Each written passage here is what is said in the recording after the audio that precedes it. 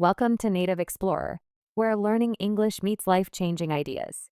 Today, I want to give you something more valuable than any single grammar rule, vocabulary list, or pronunciation tip.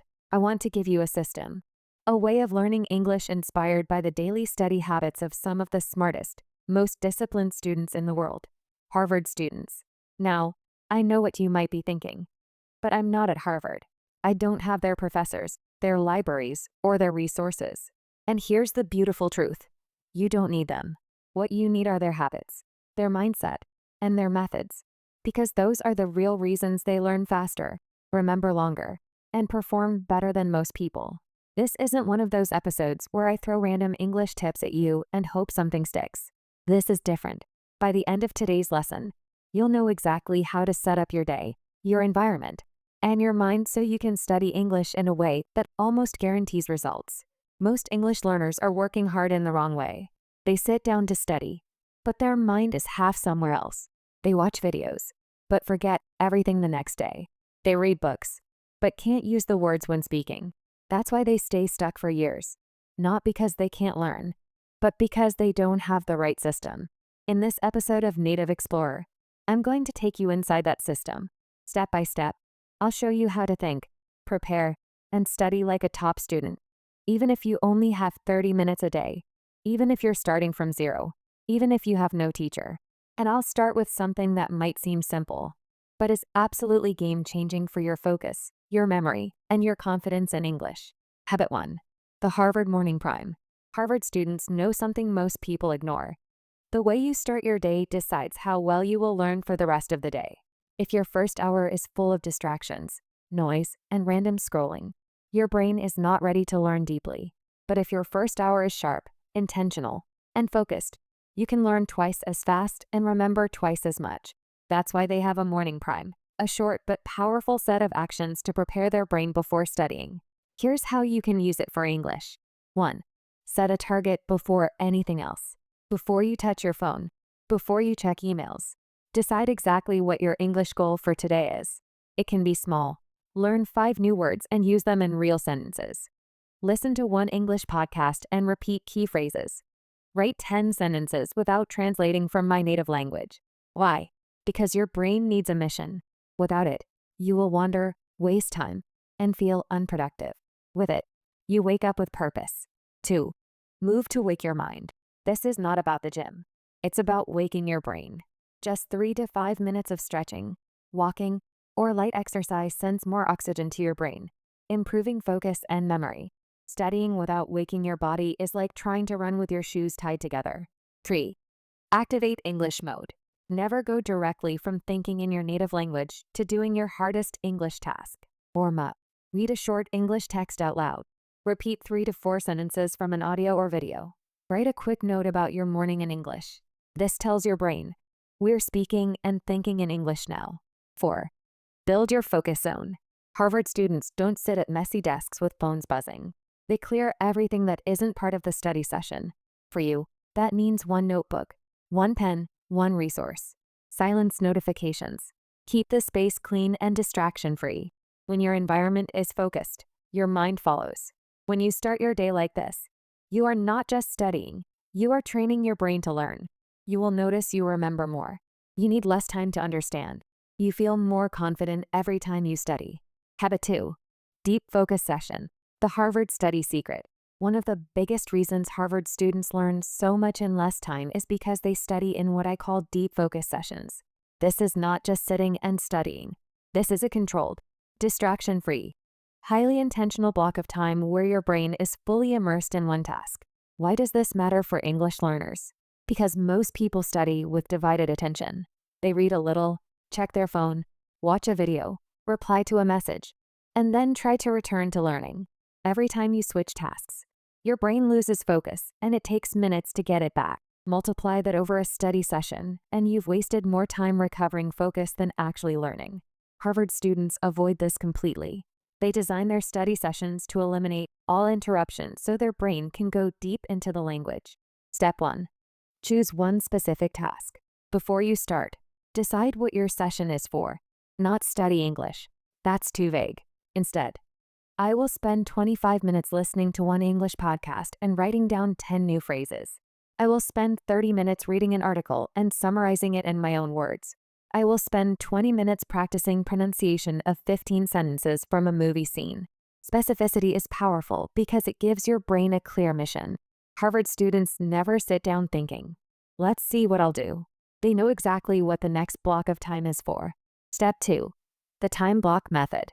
Harvard students often use a technique similar to the Pomodoro method, but they do it with serious discipline. Here's how you can do it. Pick a time frame, 25 to 50 minutes of pure focus. During this time, absolutely no distractions.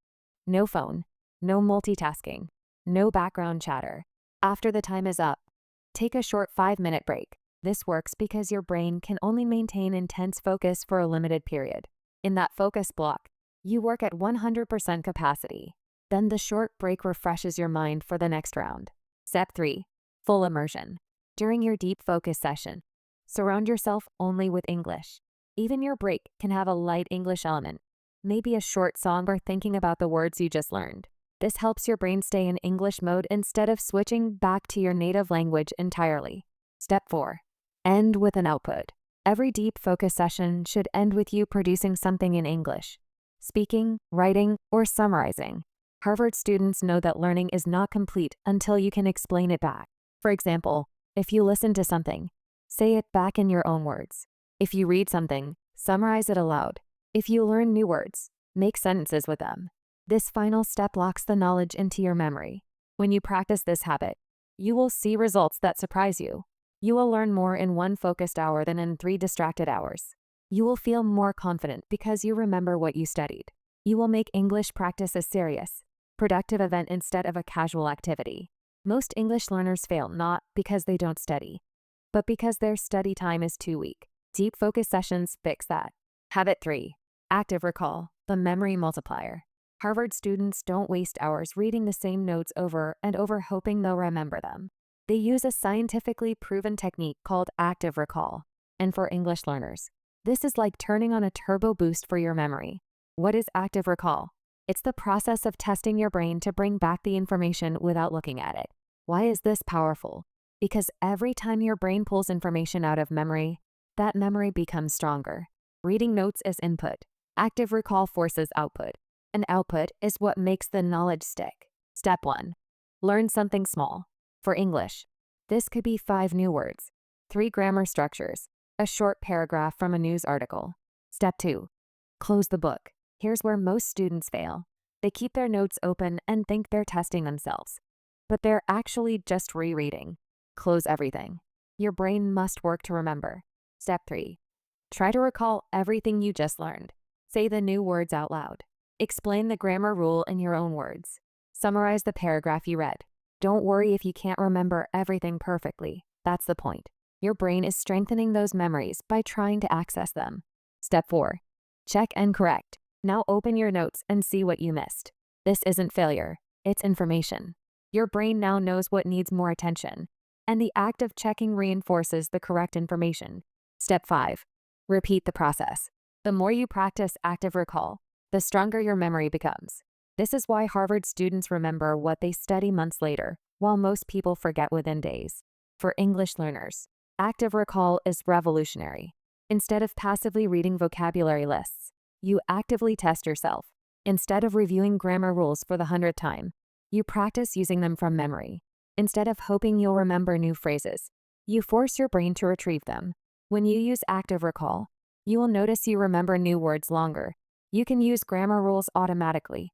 You feel more confident because you know you actually know the material. This habit alone can cut your study time in half while doubling your results. Habit 4. Spaced repetition, the long-term memory hack. Harvard students understand that memory fades over time unless you review it strategically. They don't review everything every day. That would be impossible. Instead, they use spaced repetition, a system that reviews information just before you're about to forget it. For English learners, this is the difference between learning a word once and remembering it forever. Here's how it works. When you first learn something new, you remember it clearly. But within 24 hours, you start forgetting. Without review, most of that information disappears within a week. Spaced repetition fights this by scheduling reviews at specific intervals. Review new material after 1 day, then after 3 days, then after 1 week, then after 1 month. Each time you successfully recall the information, you can wait longer before the next review. Each time you struggle, you review it sooner. This creates a personalized system that focuses your time on what you actually need to practice. Here's how to implement it for English. Day 1. Learn 5 new words. Write them down with example sentences. Day 2. Test yourself on yesterday's words without looking. Add 5 new words. Day 4. Test yourself on the words from day 1 again. Review day 2 words. Add 5 new words. Day 7. Test yourself on day 1 words again. Review day 4 words, and so on. You can use this for vocabulary, grammar rules, phrases, anything you want to remember long term. The beauty is that after a few successful reviews, you barely need to practice that material anymore. It becomes part of your permanent knowledge.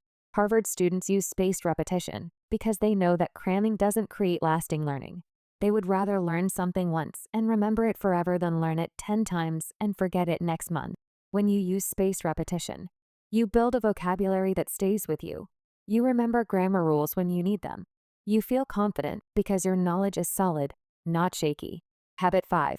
Scholarly reading. The Harvard text strategy. Harvard students don't just read, they read like scholars. That means they choose reading material strategically. They take notes while reading. They connect what they read to their existing knowledge. They review and apply what they've read. Step 1. Choose the right material. Don't read things that are so hard you understand nothing. And don't read things so easy you learn nothing. Your reading material should be just challenging enough. You understand about 70 to 80%, but still find new words and phrases to learn.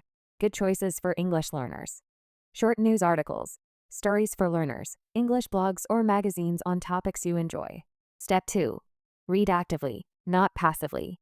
Passive reading is when your eyes move, but your brain is elsewhere. Active reading means you highlight new words, underline useful phrases, pause to think. Do I really understand this sentence? Harvard students constantly interact with the text. They don't just let it pass through their eyes.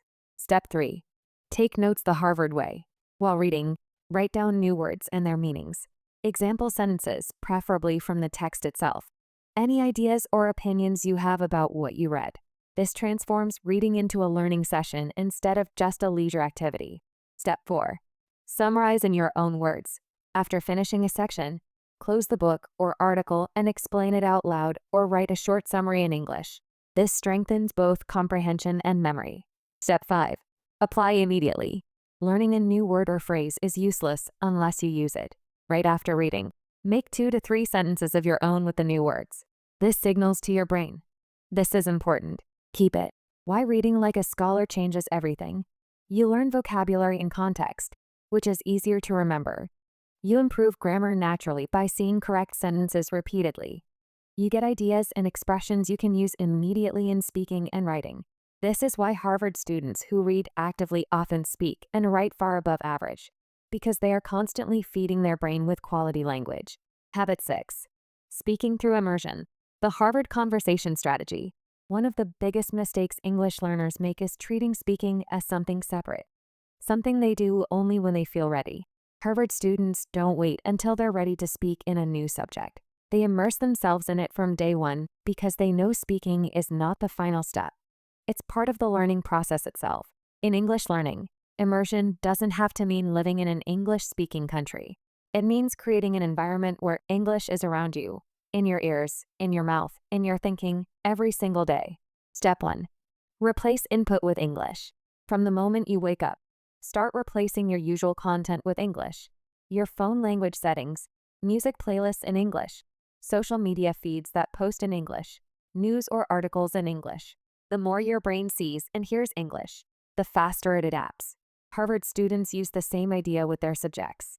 They surround themselves with a vocabulary, discussions, and ideas of their field until it becomes natural. Step 2. Shadowing. This is one of the most powerful speaking techniques ever created, and it's used in language training at top universities. How to do it. Play a short English audio or video. As soon as the speaker talks, try to repeat at the same time, matching their tone, speed, and pronunciation as closely as possible. Don't pause to think too much. This is about training your mouth and brain to work together. Shadowing is like lifting weights for your speaking muscles. It forces your mouth to move in new ways and makes your pronunciation more natural over time. Step 3. Speak daily, even if alone. Harvard students in any subject constantly talk about what they are learning with friends, in study groups, or to themselves. For you, speaking daily could mean talking to yourself in the mirror for 5 minutes, describing your surroundings in English, recording a short voice note about your day. The point is, don't let a single day pass without your mouth producing English. Step 4. Real conversations. Eventually, you need real interaction. This can be with a language partner, an online speaking group, or even a friend who also wants to improve. The goal is not perfect grammar. It's real communication. Speaking is a skill built only through use. By surrounding yourself with English and practicing speaking every day, you break the fear barrier. Over time, you will notice your responses become faster. You don't translate in your head as much. You feel more confident in real conversations. Habit 7. Consistency over intensity. The Harvard Success Rule. If there is one habit that separates the most successful Harvard students from everyone else, it is this. They show up every single day. They don't rely on motivation. They rely on discipline. Many English learners study hard for 1 week, then take 2 weeks off. This stop-start pattern kills progress because your brain forgets what you learned during the gaps. Harvard students know that learning is like building muscle. Regular training, even in small amounts, beats occasional big efforts. Step 1. The minimum daily standard. Set a minimum amount of English you will do no matter how busy you are. This could be 10 minutes of reading, 5 minutes of speaking practice, reviewing yesterday's notes. Even on your busiest day, you must hit this minimum. It keeps the learning chain unbroken. Step 2. Create a fixed schedule. Harvard students treat study time as non-negotiable. For you, this could be morning English review after breakfast, speaking practice every evening at 7 p.m., reading before bed. When it's in your schedule, it becomes a habit, not a decision. Step 3. Track your progress. Write down what you studied each day.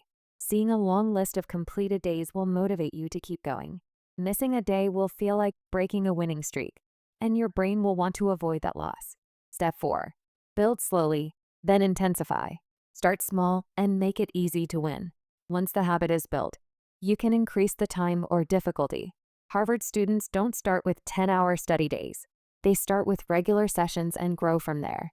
Consistency trains your brain to expect English every day. It stops you from forgetting between sessions and builds unstoppable momentum over months. This creates compounding growth, the same way daily exercise transforms your body. And there you have it. The same habits that some of the smartest and most disciplined students in the world use to master their subjects, now in your hands to master English. But remember, habits only change your life if you use them. Knowing them is step 1. Doing them every single day is where the transformation happens. You don't need to be in a Harvard classroom. You don't need expensive courses or perfect conditions. You need a decision, right here, right now, that English is not just something you try to learn. It's something you commit to with the same seriousness and focus that Harvard students give to their studies. If you follow these habits, you won't just study English, you'll live it. You'll start to think faster, speak with more confidence, and finally feel in control of your learning. And if this lesson here on Native Explorer has given you even one idea, one tool, or one shift in perspective that could take your English to the next level, then don't let it end here. Subscribe now, not because this is just another channel, but because here we go deeper. We don't give you shortcuts. We give you the most powerful, practical, and proven ways to master English for life. So subscribe, turn on the notifications, and make sure you're here for the next lesson. Because your journey to English mastery is only beginning, and the next step could change everything for you.